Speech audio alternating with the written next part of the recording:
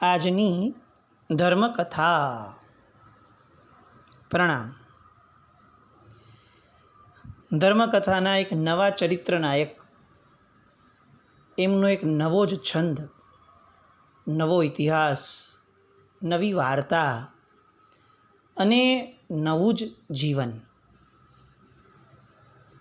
આ બધું આપણા માટે નાવીન્યતાસભર બની રહે એવો એક શુભ પ્રયાસ આપણે ગઈકાલથી શરૂ કર્યો છે. પર્યુષણા પર્વની અંદર કેટલાક વાર્ષિક કર્તવ્યો આપણા આવે છે. એમાંના કેટલાક વાર્ષિક કર્તવ્યો જે છે એ આ જે મહાપુરુષનું ચરિત્ર આપણે શરૂ કર્યું છે ને, એમની કૃપા વગર બહુ દુષ્કર હોત કેટલાક લોકો માટે. એવા આ મહાપુરુષ છે. આ મહાપુરુષની વાતો હજી તો આપણે શરૂ કરીએ એ પહેલાં આપણે જેમ વાત કરી ગઈકાલે કે ડાળ ઉપર ફળ એટલું સરસ છે કારણ કે એના મૂળિયા ઊંડે સુધી પહોંચ્યા છે. એ ઊંડે સુધી પહોંચેલા મૂળિયા સમાન એમના માતાશ્રી. આમ સિમ્પલ સ્કેચ એમનો આપણે જોવો હોય, પાત્રલેખન કરવું હોય તો એવું લાગે કે એક સ્ત્રી કે જેમને સરસ મજાનો સુખી સંસાર, 3 બાળકો છે અને બહુ વિશેષ મૂડી નથી અને છતાં પણ પતિ ગુજરી ગયા, એ પછીથી સ્વમાનભેર 3 બાળકોને મોટા કરવાના છે. જવાબદારીઓ છે ને એ હંમેશા માણસનું પોતાનું અંદરનું હીર જે છે એને દબાવી દે. એની જે સ્કિલ છે, એના સપનાઓ છે, એને જે ઊંચે ઉડવું છે, એ બધાને જવાબદારીઓનો ભાર બહુ જ ભારે પડે. અને અહીંયા તો જાણે સંપૂર્ણપણે આ બધા સ્વપ્નાઓ દટાઈ જાય એ હદની બહારની જવાબદારીઓ આ બેનના માથે આવી છે. પણ કેટલાક લોકો બોર્ન ફાઇટર હોય, એ જન્મે ને ત્યારથી લડવૈયા હોય. પન્યાસ ચંદ્રશેખર મહારાજ સાહેબ એક શબ્દ બહુ વાપરતા કે જિંદગી એ જ જીવી શકે છે જે ઝઝૂમી શકે છે. સાહેબ ઝઝૂમવા ઉપર એટલો બધો ભાર મૂકતા એમના ઘણા પ્રવચનોમાં. આમ 2 હાથ મુઠ્ઠીવાળી અને એકદમ સ્ટ્રોંગ દબાવી અને સાહેબ હંમેશા આવી પ્રેરણા કરતા કે તું ઝઝૂમતો રહે, ઝઝૂમ ઝઝૂમ. કર્મોની સામે ઝઝૂમીએ, પરિસ્થિતિની સામે ઝઝૂમીએ, આપણું સત ક્યારે પણ ઓગળવા ન દઈએ, આપણી અંદરના આત્માને ક્યારે પણ ઝાંખો ન પડવા દઈએ, કર્મોને જીતવા ન દઈએ, આપણે જીતીએ, આપણે ઝઝૂમીએ. આવી અનેક પ્રેરણા પૂજ્યશ્રી એમના પ્રવચનોમાં આપતા. પણ આ બેન કંઈક અલગ માટીના બન્યા હતા. એ ઝઝૂમ્યા ખરા પણ સંઘર્ષ વગર. એમના સંઘર્ષની અંદર કોઈ સંકલેશને સ્થાન ન હતું. પતિ ગુજરી ગયા ત્યારબાદ એટલા કમ્પોઝડ સ્થિતિમાં આવ્યા કે પોતે નિર્ણય લઈ શક્યા કે મારે ડિગ્નિટીવાળા વ્યવસાયમાં જવું છે. આપણે ઘણા એવા લોકોને સાંભળ્યા હશે કે જે લોકો એમ કહેતા હોય કે અમારા મમ્મી એકલા હતા, પિતાજી ગુજરી ગયા પછી ઘરના કામો કરી અને એણે અમને મોટા કર્યા છે. આ પણ એક માતૃત્વ છે કે એ કોઈ પણ કામ થાય છેવટે બાળકોને મોટા કરવાના વાત્સલ્યની ધારામાં હોય. પણ આ બેન કંઈક અલગ, નોખી માટીના. એટલે એમણે તે ગામની પાઠશાળાના શિક્ષિકા તરીકેનું સ્તર સ્વીકાર્યું. પૂર્વભવની કંઈક અનન્ય સ્થિતિ લઈને આવેલો જીવ હોય ને તો એ એક લેવલની નીચે જવાનું એ એની કલ્પનામાં પણ ન બેસે. અને એવા જ આ ક્વોલિટેટિવ શ્રાવિકા, શ્રી સંઘની પાઠશાળાના શિક્ષિકા એટલે એક બહુ મોટું ગૌરવ ગણાય. એ જમાનામાં તો શિક્ષિકાઓ પણ બહુ ગૌરવવંતા રહેતા. શિક્ષિકાઓને એક પોતાની જવાબદારીનું ભાન રહેતું કે મને જોઈ અને આ બધા બાળકો શીખવાના છે, તો મારું જીવન પણ એવું જ હોવું જોઈએ કે જેના દ્વારા કોઈને કુસંસ્કાર પાસ ન થાય. એ સમયે શિક્ષિકાઓ 1 કલાક માટે શિક્ષિકાઓ નહોતા, 24 કલાક માટે શિક્ષિકાઓ હતા. આજે આપણી પરિસ્થિતિ વિચિત્ર છે. આજે આપણી પાઠશાળાના બહેનો હોય કે સ્કૂલના શિક્ષકો હોય, એ બધા ફક્ત તેટલા સમય પૂરતા જ શિક્ષક શિક્ષિકાઓના રોલ પ્લેમાં હોય છે, મહદઅંશે.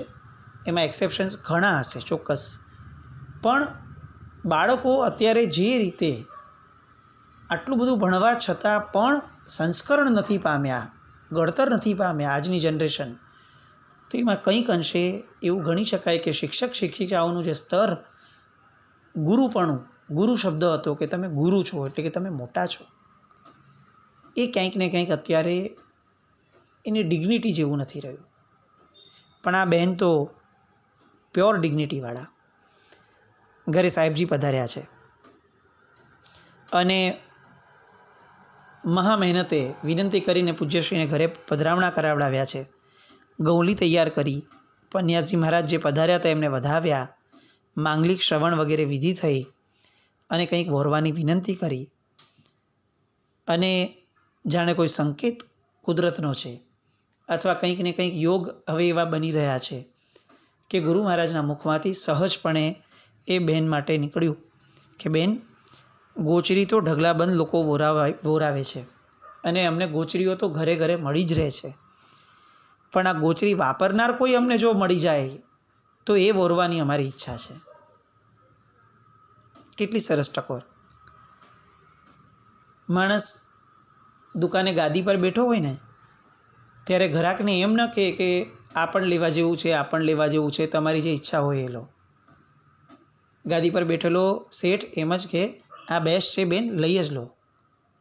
કારણ કે એ ગાદી પર બેઠો છે જ એટલા માટે કે એને ધંધો કરવો છે. આપણા પદસ્થ આચાર્ય ભગવંતો, મુનિ ભગવંતો, એ બધા માટે શબ્દ વાપર્યો છે દક્ષ વ્યાપારી શુરા. પોતે જે સ્થાનને પામ્યા છે એ સ્થાન હજી ને હજી લોકો સુધી પહોંચે અને લોકો એ સ્થાન પર જોડાય, એનો ચોક્કસપણે આગ્રહ એમના મનમાં હોય જ. અને એ આગ્રહના સહજ ભાવમાંથી જાણે એક રમૂજ નીકળતી હોય એવી રીતે સાહેબજીએ બેનને કીધું. સાહેબ બહુ સિરિયસ ન હતા એ સમયે, પણ એ બહેન જે છે એ પાઠશાળાના શિક્ષિકા હતા અને એટલે એની ખુમારી કંઈક અલગ જ હોય. સાહેબે જેવું કીધું કે બેન આ ગોચરી વોરાવો તો ઠીક છે, બાકી બીજી ગોચરી તો અમે બીજેથી વોરી લેશું, તરત જ આ બહેનના મોઢામાંથી નીકળ્યું, સાહેબ આ તમારી સામે મારા 3 દીકરા ઊભા છે, તમને જે યોગ્ય લાગે ને એની પર હાથ મૂકો, એ દીકરો તમારો. હવે સાહેબની વારી આવી સ્તબ્ધ થવાની. એક્સપેક્ટેશન નહોતું. એમને એમ કે એક શ્રાવિકા છે, સામાન્ય રીતે કંઈ કહેશું તો રમૂજમાં વાત નીકળી જશે, પણ પછી આ જવાબ પરથી ખબર પડી કે આ તો શ્રાવિકા નથી, આ તો એક યોદ્ધા છે. જીન શાસનમાં જન્મ લેનાર સ્ત્રી હોય કે પુરુષ હોય, ચારિત્રની ભાવના વગરનું કોઈ હોય એ અશક્ય બને. પૂર્વમાં જેમણે પણ ચારિત્રને ક્યારેક ઝંખ્યું છે એ જ વ્યક્તિ જૈન શાસનમાં જન્મ લઈ શકે.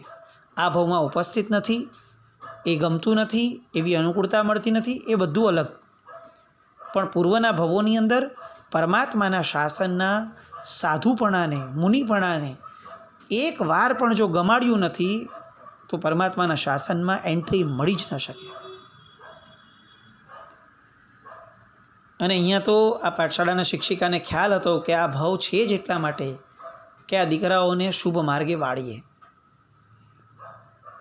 એટલે સાહેબ તો સ્તબ્ધ થઈ ગયા, પણ છતાંય એમને એવું લાગ્યું કે હજી આ બેનને હું ચકાસું. એટલે જેવું એ બેનનો જવાબ આવ્યો કે સાહેબ આ 3 દીકરા છે, તમે જેની પર હાથ મૂકો એ તમારો, એટલે તરત જ સાહેબે પણ એ જ રીતે વળતો જવાબ આપ્યો કે બેન આવું બોલનારા તો ઘણા મળે છે, પણ જ્યારે ખરેખર વોરાવાનો અવસર આવે ને ત્યારે લોકો પીછેહટ કરી લે છે. એક સરસ મજાની ગોઠડી ચાલતી હતી એક ગુરુ ભગવંત અને એક શ્રાવિકા વચ્ચે. આપણે કલ્પના કરીએ ને તો કદાચ એવું લાગે કે કલિકાલ સર્વજ્ઞ એમની માંગણી કરવા માટે જ્યારે ગુરુ ભગવંત એમના ઘરે ગયા હતા ત્યારે કદાચ એમની માતા અને સાહેબ વચ્ચે પણ આવો જ કંઈક સંવાદ થયો હશે. અને ત્યારે પાહિણી એ આવી જ ખમીરવંતી સ્ત્રી તરીકે એ જીન શાસનને એક ભેટ આપી દેશે કે જેના કારણે કલિકાલ સર્વજ્ઞ પરમાત્માના શાસનને મળ્યા. સાહેબ પૂછે છે કે મને તમારો બાળક ચાંગો જોઈએ છે, અને પાહિણી માતા એમ કહે છે કે સાહેબ શ્રાવક ઘરમાં હાજર નથી, કેવી રીતે આપું? અને ત્યારે સાહેબ કહે છે કે આ મુહૂર્ત એકદમ યોગ્ય લાગે છે. એ સમયે પોતે એક માતા છે, પોતે એક પત્ની છે, એ રોલ પ્લેથી આગળ વધી અને આ પાહિણીએ વિચાર્યું કે હું શ્રાવિકા છું. પરમાત્માનું શાસન જો મારી કુક્ષી આવેલા રત્નથી આગળ વધવાનું હોય, અને એ પણ કોના મુખેથી નીકળે છે? આવા સિદ્ધ હસ્ત ગુરુ ભગવંત એ જો માંગણી કરવા માટે સામે ચડીને આવ્યા હોય, હવે એ સમયે હું પત્નીનો રોલ પ્લે કરું, હું માતાનો રોલ પ્લે કરું, એ પરમાત્માના શાસનની આશાતના છે. અને ત્યારે એ ડિગ્નિટીને સ્પર્શેલી એવી પાહિણી માતા એ પોતાના ચાંગાને 1 સેકન્ડમાં ગુરુદેવના હાથમાં ધરી દે છે. આ પરમાત્માના શાસનની સ્ત્રીપણાની એક ખમીરી છે. આવી જ કંઈક ખમીરી અહીંયા આ બેને બતાવી. જેવું સાહેબ બોલ્યા કે અવસર આવે ત્યારે પીછેહટ કરી લે છે, એવું તરત જ આ બેન કહે છે કે આ શું બોલ્યા સાહેબ? આવું કરે બીજા, હું નહીં. હું પાઠશાળાની શિક્ષિકા છું. મારો એક શબ્દ એ સાહેબ મારા અસ્તિત્વમાંથી નીકળે છે. મારા શબ્દની કિંમત છે સાહેબ. ફરી પાછું સાહેબ અટક્યા, થોડીક ક્ષણો માટેનું મૌન રહ્યું, અને બહેને બહુ જ વિનમ્રતાપૂર્વક કીધું કે સાહેબ મેં તો વર્ષોથી સતત ભાવના ભાવી છે કે મારો એકાદ દીપક કુળ દીપક બને. અને એની માટે સાહેબ આ મેં કોરા શબ્દો નથી હું આપને જણાવતી, મેં હૃદયની ભાવનાથી આ બધાને, આ ત્રણેયને ભણાવવામાં ક્યાંય કચાશ નથી રાખી. પણ હું વિશેષ વિગત સાહેબ આપને આપીને જણાવું છું કે આ ત્રણમાંથી જે વચલો છે ને સાહેબ, એને ધર્મમાં બહુ રસ છે. એને સાહેબ આ બધી વૃત્તિઓ, પ્રવૃત્તિઓ, આ બધામાં કંઈક ને કંઈક એનું અંશે એનું જોડાણ થાય છે. અને એમાં પણ સાહેબ વ્યાખ્યાનની રુચિવાળો એ એકલો છે. અને એમાં આપનું વ્યાખ્યાન આજે એને સાંભળ્યું, હજી સાહેબ આપ વ્યાખ્યાન પૂરું કરીને થોડીક કલાકમાં આવ્યા છો અહીંયા. એ પૂર્વે આપનું આજનું વ્યાખ્યાન સાંભળ્યા પછી આ 9 વર્ષના બાળકે આપે જે 14 નિયમ માટેની આજે વ્યાખ્યાનમાં પ્રરૂપણા લીધી, એ આવીને તરત બોલ્યો કે બા આજ પછીથી 14 નિયમ લીધા વગર હું ક્યારેય પણ મોઢામાં પાણી નહીં નાખું.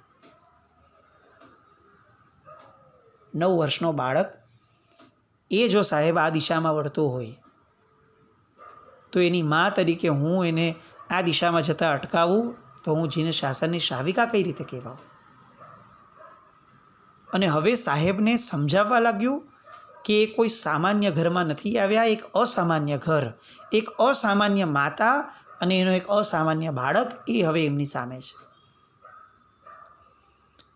નિયતિ કંઈક અલગ જ જન્મી છે. તે ગુરુ ભગવંત જે અત્યંત પ્રભાવી ગુરુ ભગવંત હતા, એ જમાનાના અતિ પ્રસિદ્ધ અને અતિ લોકોની અંદર, લોકોના હૃદયમાં વસેલા એવા એ ગુરુ ભગવંત. એમના હૃદયમાં આ બહેનનો આ અવાજ, આ રણકો એમના શબ્દોનો, અને એ બેન દ્વારા બતાવાયેલો એ બાળક, એ કંઈક ઊંડી છાપ મૂકતું જાય છે. અને સાહેબ તરત જ એ બાળકની સામે જુએ છે, અને સામે જોઈ અને એને પૂછે છે કે બોલ, માતાજીના સ્વપ્નને સાકાર કરીશ ને? અમારી પાસે આવીશ ને? ત્યારે આટલા ગંભીર બેનનો દીકરો એ ગંભીરતાપૂર્વક જવાબ આપે છે. 9 વર્ષના બાળક પાસેથી કદાચ આ જવાબની અપેક્ષા કોઈએ ન રાખી હોય, પણ એ બહુ ફર્મલી એ બાળક જવાબ આપે છે. સાહેબ માતાજીના સ્વપ્નને સાકાર કરવાની ભાવના તો જરૂર થાય છે, પણ એ માટે સૌથી પહેલાં મને દીક્ષાની રુચિ તો તીવ્ર થવી જોઈશે ને. અને એ રુચિ સાહેબ તો તીવ્ર થાય જો હું પહેલાં આપનો પરિચય કરું. આપનો પરિચય કરું, પછી મને ગમે, પછી મારી સંયમની ભાવના વધે, પછી વાત. અત્યારે તો હું ચોક્કસ આપને કોઈ જવાબ ના આપી શકું. આ બાળક ભવિષ્યની અંદર પાટને શોભાવનાર અને પાટને ગજાવનાર એવા મહાપુરુષ ન થાય તો બીજું શું થાય? આવી ચોકસાઈ 9 વર્ષની ઉંમરમાં પોતાના બોલાયેલા શબ્દોની કિંમત કેટલી! આજની આપણી પરિસ્થિતિ એવી છે ને કે આપણને કોઈ બી મહાત્મા કહે ને કે આ દીક્ષા લેવી છે ને, આપણે કે હા હા સાહેબ, આપણી તો તૈયારી છે. ઘણો બધો ધર્મ સાંભળ્યા પછીથી આપણામાં ક્યાંક ને ક્યાંક ધર્મ એ બહુ સામાન્ય થઈ ગયો છે. અને એટલે કેટલાક ધાર્મિક શબ્દો, કેટલાક પારિભાષિક શબ્દો એ આપણે બહુ સહજપણે વાપરવા લાગ્યા. કદાચ એમ કહી શકાય કે મજાક કરવા લાગ્યા આપણે. ઘણી બધી વાર બહુ જ વાણી અને પ્રવચનો સાંભળ્યા પછી કેટલાક શબ્દોનો વાણી વિલાસ આપણામાં આવી ગયો. કેટલાય એવા શબ્દો હું તમારી અનુમોદના કરું છું, આપણે કેટલું સહજ કહી દઈએ છીએ. ખરેખર અનુમોદના છે. અનુ એટલે પાછળ અને મોદન એટલે આનંદ. તમે જે સુકૃત કર્યું એની પાછળ મને આનંદ છે, આ અનુમોદના છે. શું ખરેખર આનંદ છે? અને જો નથી તો આ શબ્દ એ વાણી વિલાસ છે.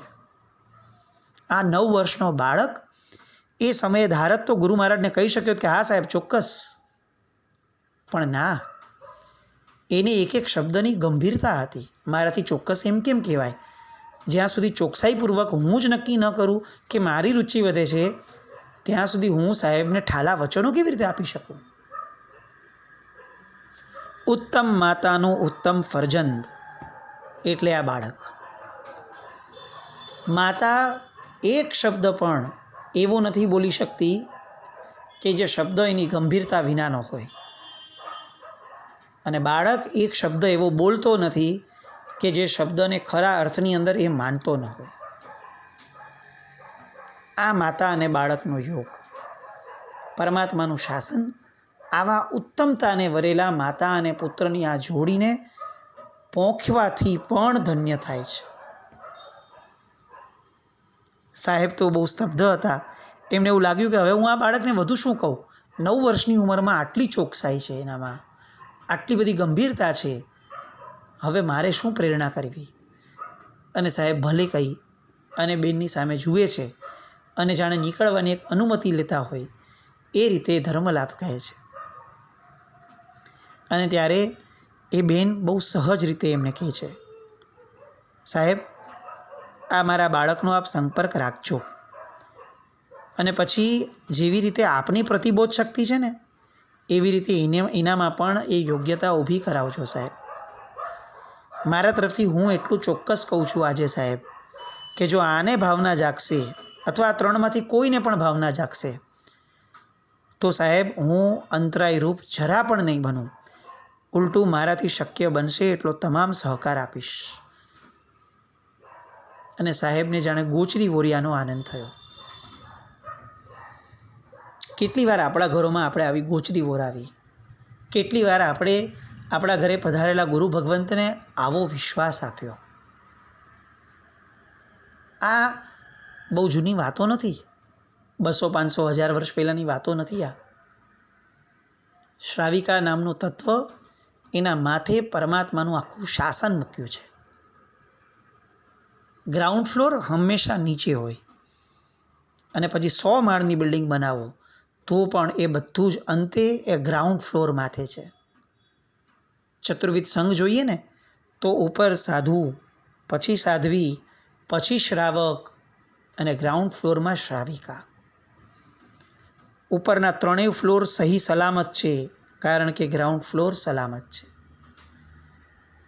ઉપરના 3 ફ્લોર નબળા છે જો ગ્રાઉન્ડ ફ્લોર મજબૂત નથી. શ્રાવિકાના માથે પરમાત્માનું આખું શાસન છે. આજે આપણે સાધુ, સાધ્વી અને શ્રાવક આ 3માં કંઈ પણ નબળાઈ જોઈ રહ્યા છે તો એવું ચોક્કસપણે માનવું જોઈએ કે આપણી શ્રાવિકા નામની જે આખી એક જબરદસ્ત મજાની દુનિયા છે, એ વિશ્વ છે શ્રાવિકા નામનું, એ વિશ્વને મજબૂત કરવાની સખત જરૂર છે. આ મહાપુરુષના માતા એ એટલા મજબૂત રહ્યા. એટલી હદ સુધી એ સંસ્કાર આપવામાં એની પછી એ લાગી ગયા પોતાના શબ્દોની કિંમત કરવા માટે કે સાહેબના ચરિત્રમાં આવે છે કે સાહેબ આવું દીક્ષા પછી ઘણી વાર બોલતા કે ઘઉં વીણવા બેસે ને તો પણ અમને બાજુમાં બેસાડે. અમે પાઠશાળામાં જઈને તો ગાથાઓ કરતા, પણ ઘઉં વીણતા પણ એ ઘઉં વીણતી હોય પણ અમારે ગાથા કરવાની અને એમને ગાથા આપતા જાય.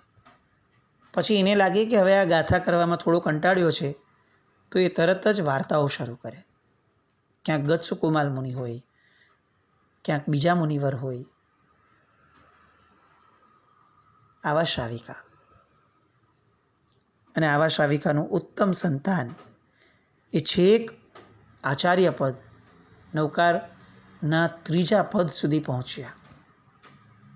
એ કયા યુગ પુરુષ, કયો નવો યુગ પ્રવર્તાવ્યો એમણે. અને એમાં હજી આ માતાનું કેટલું મોટું બલિદાન, કેટલો મોટો સામર્થ્ય યોગ આવતીકાલે જોઈએ. જીન આજ્ઞા વિરુદ્ધ કંઈ પણ બોલાયું હોય તો મિચ્છામિ દુક્કડમ આપણા ઘરોમાં, આપણા શાસનમાં આવા શ્રાવિકાઓ થાય એવું કુદરતને સતત માંગતા રહીએ.